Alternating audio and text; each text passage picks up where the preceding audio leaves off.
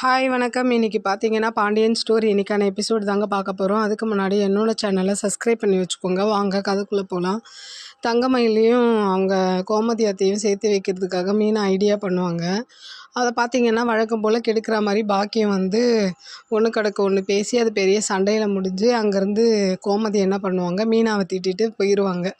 இந்த பக்கம் பார்த்திங்கன்னா தங்கமயிலும் ஏன் இந்த மாதிரிலாம் பண்ணுறேன் பாரு உன்னால் என்னை அவங்க திட்டிகிட்டு போகிறாங்கன்னு தங்கமயிலும் மீனா மேலே கோவப்பட்டுட்டு அங்கேருந்து கிளம்பிடுவாங்க. இதில் வந்து மீனாவை பார்க்க தான் பாவமாக இருக்கும். ஏன்னா 2 பேரும் சேர்த்து வைக்க தான் அவங்க நினைப்பாங்க. அது 2 பேருமே ஒரு மாதிரி திட்டிகிட்டு போனதுனால அப்செட் ஆகிட்டு வீட்டுக்கு போயிடுவாங்க.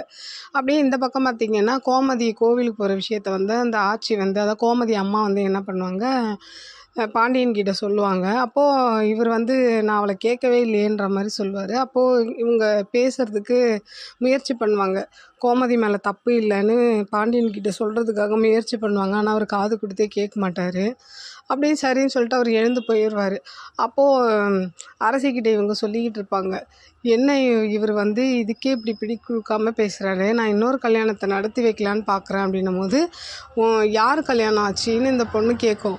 உனக்கும் குமாருக்கும் தான் அப்படின்னோடனே இந்த பொண்ணு அப்புறம் சொல்லும், அப்படி தான் ஏதாவது பண்ணிடாதீங்க, அவன் ரவுடி பையன், நான்லாம் கல்யாணம் பண்ணிக்க மாட்டேன், என்கிட்ட சொன்ன மாதிரி அப்பா கிட்ட சொல்லிடாதீங்கன்ற மாதிரி அந்த பிள்ளை சொல்லும். அப்படியே இந்த பக்கம் பார்த்திங்கன்னா மீனா ரொம்ப அப்செட்டாக இருப்பாங்க. ஏன்னா இந்த மாதிரி 2 பேரும் சேர்த்து வைக்க போய் நம்மளுக்கு கெட்ட பேர் ஆகிடுச்சுன்ற மாதிரி ஒரு மாதிரி அப்செட்டாகவே இருப்பாங்க. அப்போது செந்தில் வந்து கேட்பார், ஏன் இந்த மாதிரி ஒரு மாதிரியாக இருக்குன்னும் போது அதெல்லாம் ஒன்றும் இல்லைங்கன்ற மாதிரி சமாளிச்சுருவாங்க. அப்படியே இந்த பக்கம் பார்த்திங்கன்னா தங்கமயில் ஃபோன் பண்ணிக்கிட்டே இருப்பாங்க. ஆனால் மீனை எடுக்கவே மாட்டாங்க. இவங்களாம் அடிச்சு பார்ப்பாங்க. அதுக்கப்புறம் வாய்ஸ் நோட் அனுப்பிச்சோன்னே சரி எடுப்பாங்க. ஃபோனை எடுத்து பேசுவாங்க.